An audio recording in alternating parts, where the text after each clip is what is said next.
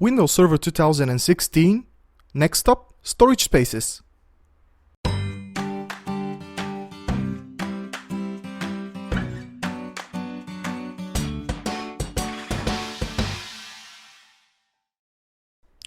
Hello friends, this is Nick from NLB Solutions, and today we are going to continue with the next part of the series, which is going to be on the topic of storage pools.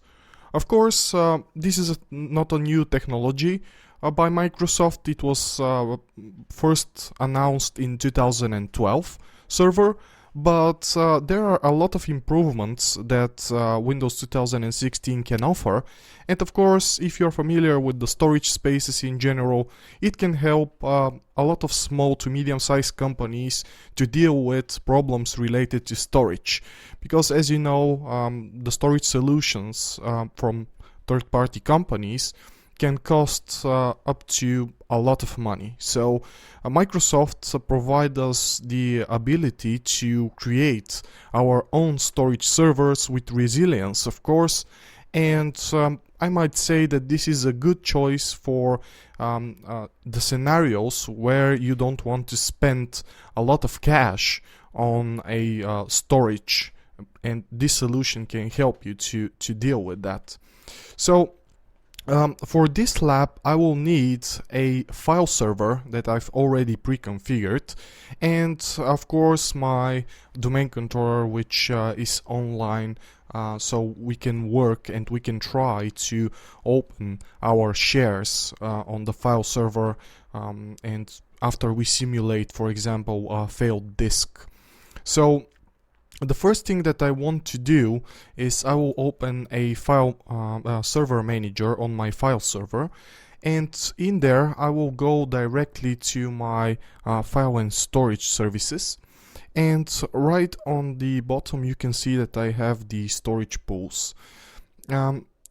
I've attached 3 virtual disks to my virtual machine, which I'm going to use to configure my storage pools and then provision space from it.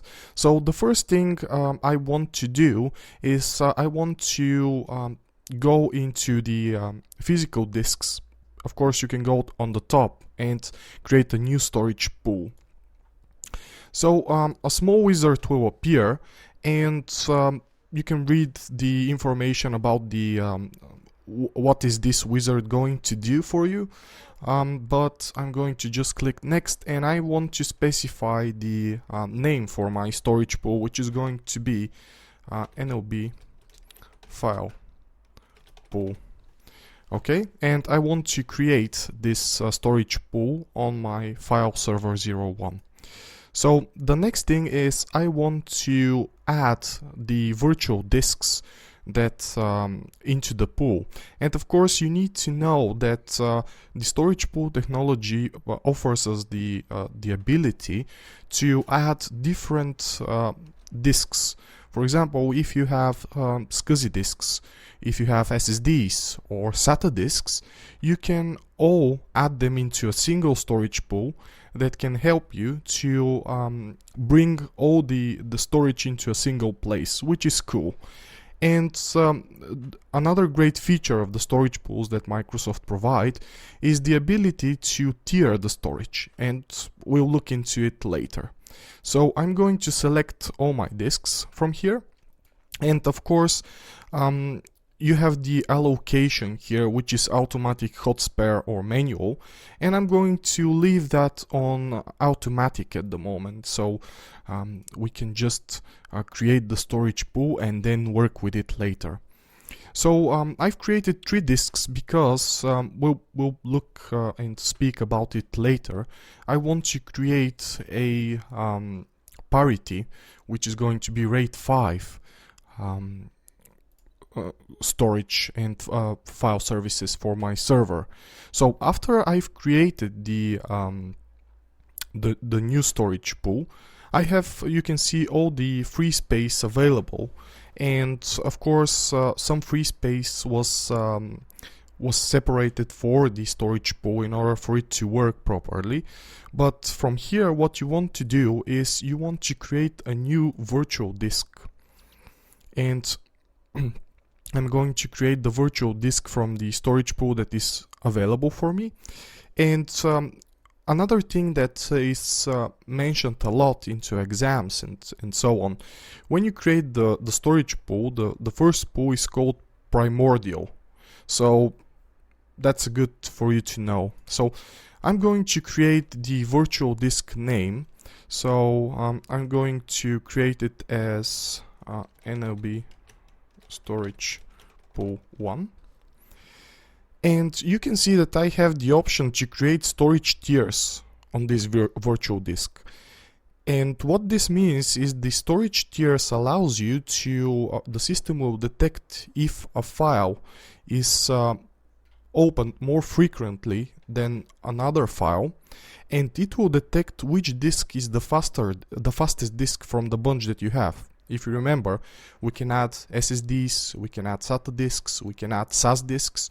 So it will detect that the SSD is the fastest storage that I have, and it will automatically move this file that's frequently accessed to the fastest storage. And so that users can use it more faster. And on the other hand, if a file is not used at all, it will be moved to the slowest disk from my JBot, which is just a bunch of disks. So this is a great feature. At the moment, I'm not able to use it because I have only SSD virtual disks and I don't have any HDDs. So I'm going to leave that off for now. And the enclosure awareness, as you can see right on the top, is another feature that can provide us another redundancy method where there are storage copies of my data on a separate enclosure. So, for example, if my enclosure fails completely, I will have a copy of my data somewhere else, which is great. But of course, I have a single enclosure, I don't have any others, so this is grayed out for me as well. And this is the storage layout. Of course, if you are familiar with the RAID models, Microsoft provides us a similar technology, which of course is not that complicated as the RAID levels that you all know. You have 3 layouts that you can choose from. The simple one is just the data is stripped across the physical disks. So the simple one cannot provide any redundancy. For example, if you have 2 disks, the total capacity of the disks will be combined and you will have twice the storage. But if a single disk fails, that means that you will lose your data. So this is a layout that you can use for any data that is not for example, any log files that you think are not that important if you lose them. The mirror one is the first redundancy method that you can use, and what this means is you have, for example, 2 disks and the data is copied between the disks. So the data that you have on the first disk is copied over to the second disk, which means if any of the disks fails, you will still have your data available for you. So this is a good way for you to protect your data. And the last one is parity. And what this means is that there is a disk that is from a bunch of disks, for example, 3 a minimum. You have a disk that is set for parity only.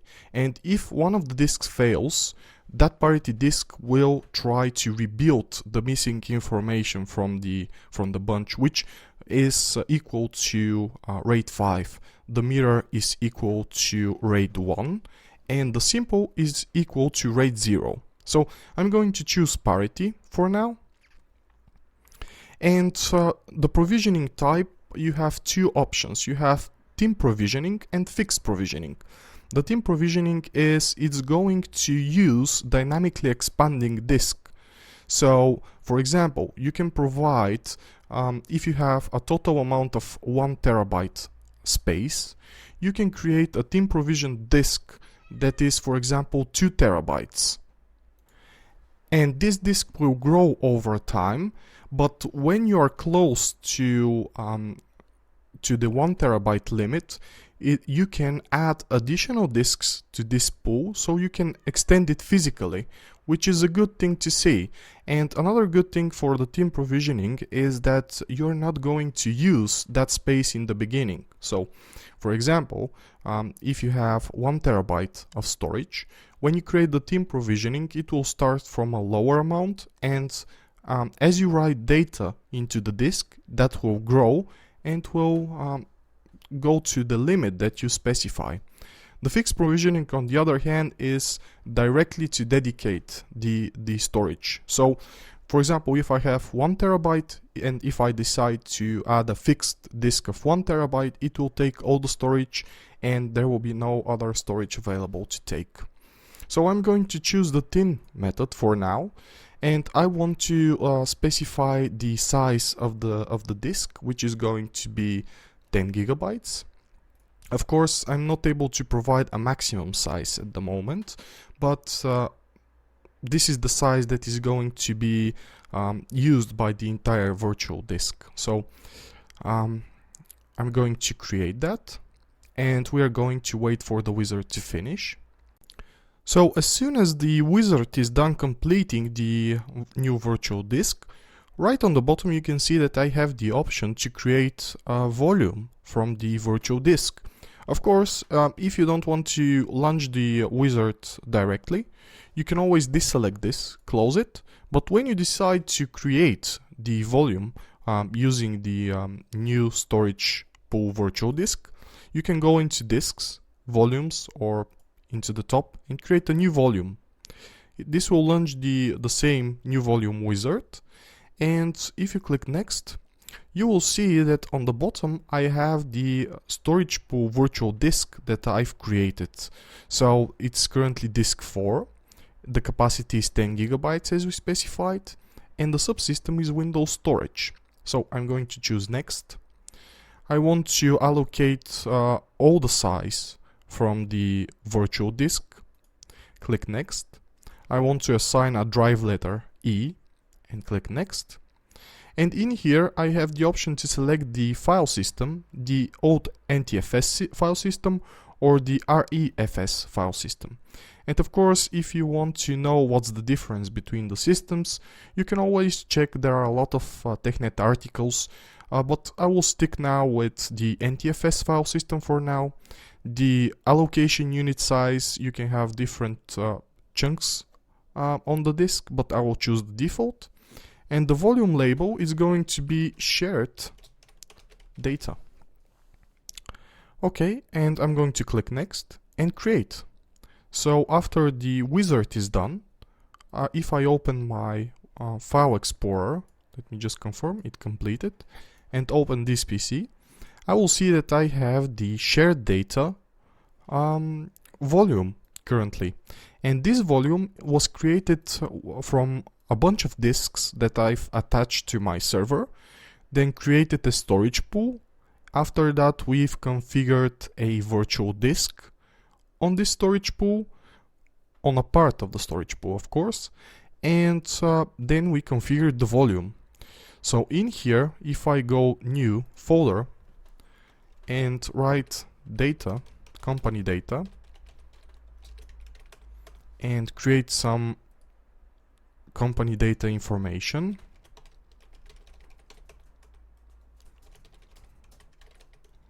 Okay, and we're going to save that. So we have some information on this disk. And if I go to another thing that I want to do is I'm going to share that folder. Okay, and for permissions, I'm going to specify everyone has full permissions.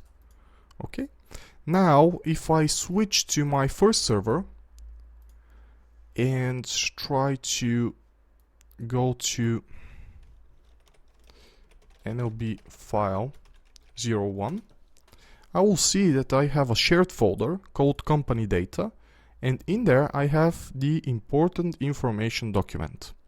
So what I'm going to do next is I'm going to simulate what will happen if one of my disks fails, and we'll see if the company data shared folder is going to be available after we try to simulate a disaster situation. So now that I'm on my file server once again, I'm going to simulate a failure of one of the disks. So let's see what will happen. I've already removed the disk from the virtual machine. So let's wait for the wizard to finish, and you can see that I have a warning saying that I lost communication to that disk. And you can see on the virtual disk it's saying that it's degraded or incomplete. But what will happen if I go to my volume? I can see that my volume is currently available and the data on my volume is available as well. So this means that if I lose one of the disks using the parity option, it will continue to function properly, but it will say that there is a warning, there is a communication error. So if I go to my domain controller and try to open the information, I can see that the information is still available and users can continue to operate. For example, let's save that, and this is available for them, which is great to see. It's what most of the companies should try to do, try to make their data and everything in their IT resilient if anything happens, if any failure occurs. So the next thing that I want to do is I will add another disk that is going to be a separate disk, and we are going to replace the failed disk with the new one so that we can simulate what will happen when you go to the server room, you find the disk that has failed, you hot swap it with a new one, and we'll see how the storage pool will rebuild after that. So now that I've attached another new disk to my server, I want to go to my storage pool, right click on it and add new virtual disk.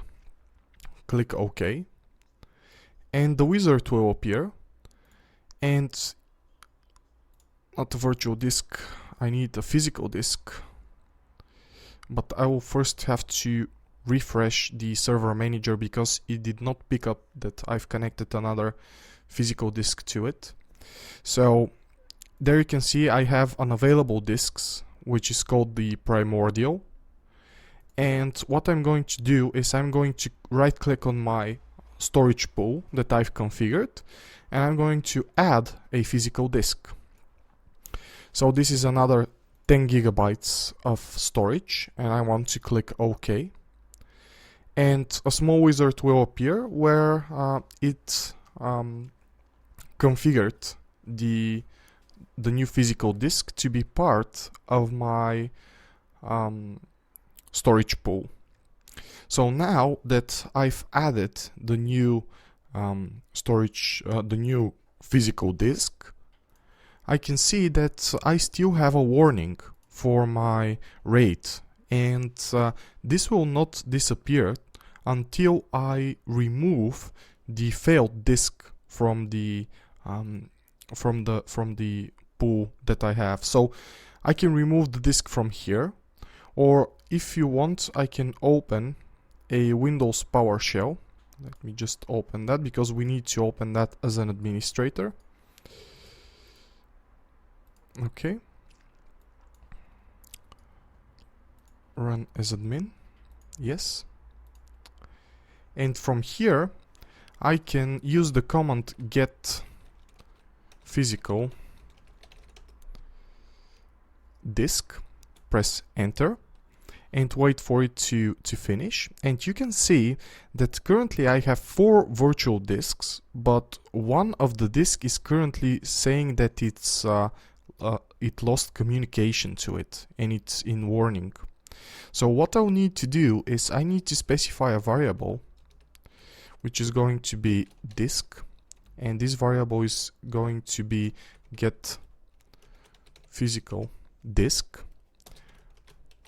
friendly name, and specify the disk name, the friendly name of the disk, which is going to be generic physical disk. Copy that, paste it, and press enter. I need to specify, I think, the name like this. Okay, now it's looking better. And then you can use the command remove physical disk and physical disks and specify the disk variable and storage pool friendly name is going to be NLB storage. I think it's NLB file pool. Okay, and press enter. And it's going to ask me if I'm sure that I want to remove this generic physical disk. And you need to be really careful with it, because if you remove any other disk from your RAID, this can cause your RAID to completely fail. So you need to be extra careful when working with that. Another thing that I want to mention is that in order for you, this is an important thing, to create a simple RAID 0 RAID, you need at least 2 disks. If you want to create a mirror, you need at least 2 disks to create it. And when you want to create a parity, you want at least 3 disks to be available. So this is an important thing to mention. So I want to press yes to this and wait for the wizard to finish and remove the disk for me.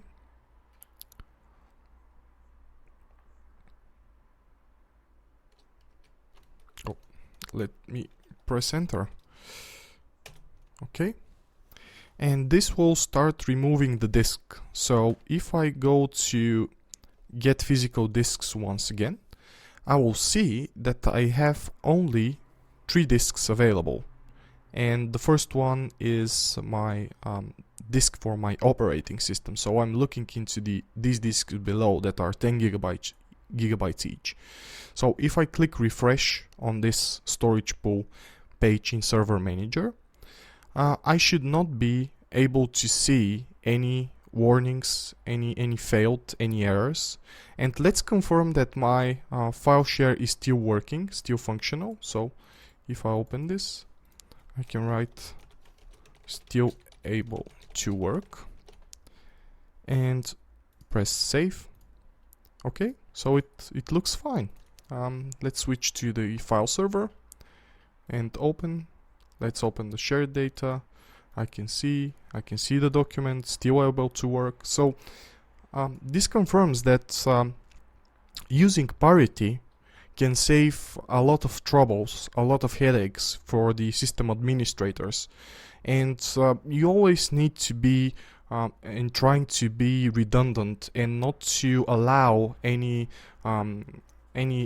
single point of failures or anything else. You always need to be aware on what is the situation and what needs to be done in order to fix it and to be prepared for it. So this is another way for you to protect your data, your user data, from any physical failures. So this is a great way for you to use this functionality without spending a lot of money for third-party storage products. I hope that this has been informative for you and you'll be able to learn something from it. Of course, once again, if you like the videos, you can always subscribe to my channel, you can always share them, or if you have any comments or any questions, you can always put them into the comment section below and I will try to answer them as soon as possible. This was Nick from NLB Solutions. See you in the next series. Windows Server 2016. Next up, storage spaces.